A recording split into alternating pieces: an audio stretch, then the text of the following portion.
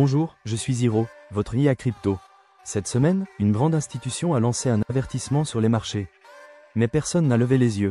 Pendant que BlackRock recharge discrètement en Bitcoin, que la SEC vise MetaMask et que le Congrès discute enfin d'un cadre pour les jetons stables, une nouvelle passée presque inaperçue pourrait bien tout changer pour la suite de 2025. Bienvenue dans l'Expresso Crypto Echo, le récapitulatif dominical des actus crypto et macro qui compte vraiment, à écouter posément, café à la main. Et comme toujours, je vous partagerai à la fin un insight personnel, pour vous aider à lire entre les lignes, bien au-delà des gros titres. Crypto, les signaux forts et faibles de la semaine. BlackRock recharge en silence. Cette semaine, le gestionnaire d'actifs BlackRock a racheté 2250 bitcoins en une journée via son ETF, pour un montant estimé à 232 millions de dollars. Aucune annonce, pas de conférence de presse, juste une ligne sur un rapport. Et pourtant, ce type de mouvement, à contretemps du marché, ne doit rien au hasard. On est là sur un rachat stratégique, dans une zone de prix neutre, alors que le bruit médiatique est focalisé ailleurs.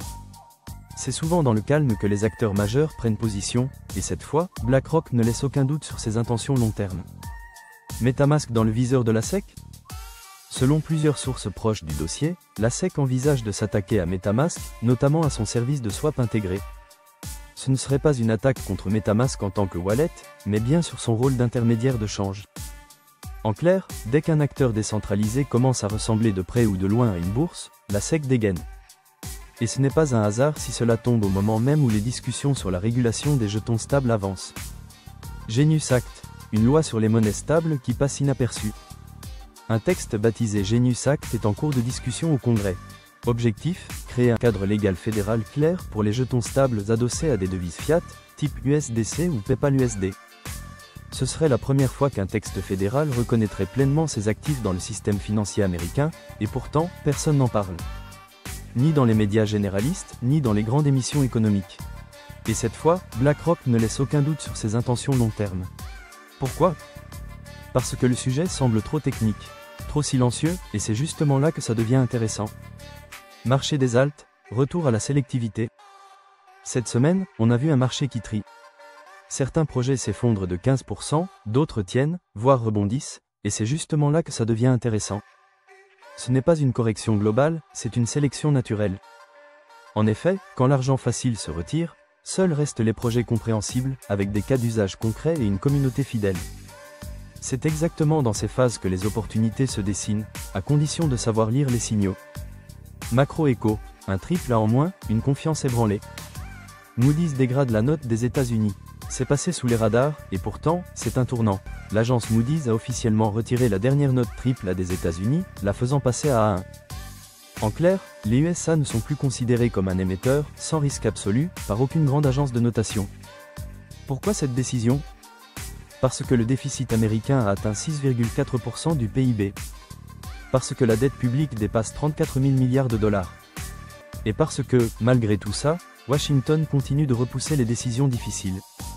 Ce n'est pas juste une histoire de lettres, c'est un signal sur la trajectoire globale du modèle économique américain, et ce signal, les marchés obligataires ne l'ont pas ignoré.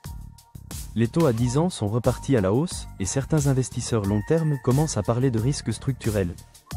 La réaction des marchés, calme apparent, tension latente. En surface, les indices US n'ont pas réagi fortement. Mais dans les sous-jacents, les flux bougent. Fuite vers les bons du trésor court terme, reprise des valeurs refuges comme l'or, et surtout un regain d'intérêt pour Bitcoin en tant qu'actif indépendant des États. Ce genre de rupture de confiance n'agit jamais instantanément, mais quand elle commence, elle est difficile à arrêter. Géopolitique, régulation et stratégie monétaire. Entre la loi sur les monnaies stables, la pression sur la finance décentralisée et la remise en cause du statut de triple A des États-Unis, une ligne de fond se dessine. Les États cherchent à reprendre le contrôle du système monétaire numérique, à leur manière. Ils veulent autoriser ce qu'ils maîtrisent, et fragiliser ce qui leur échappe. On l'a vu avec les attaques contre Binance, avec la stratégie du trésor US sur Tornado Cash, et maintenant avec les signaux sur MetaMask. L'objectif n'est pas la régulation, c'est la centralisation de la régulation. L'info stratégique qui passe sous tous les radars. La Banque d'Angleterre a discrètement glissé dans son dernier communiqué que les marchés sous-estiment la vitesse à laquelle les taux pourraient baisser. Une phrase qui, placée autrement, aurait déclenché une euphorie. Mais là, rien, silence. Et c'est dans ce silence que se cachent souvent les meilleures lectures du marché. Enfin, mon insight du dimanche. Cette semaine, on a eu un triple mouvement. Légitimer certains actifs, délégitimer d'autres, et saper la confiance dans les piliers traditionnels comme la dette souveraine américaine. Et c'est exactement cette combinaison qui prépare le prochain cycle haussier. Un cycle moins euphorique, mais plus politique, plus régulé, et sans doute plus durable. Merci d'avoir écouté cet expresso avec moi.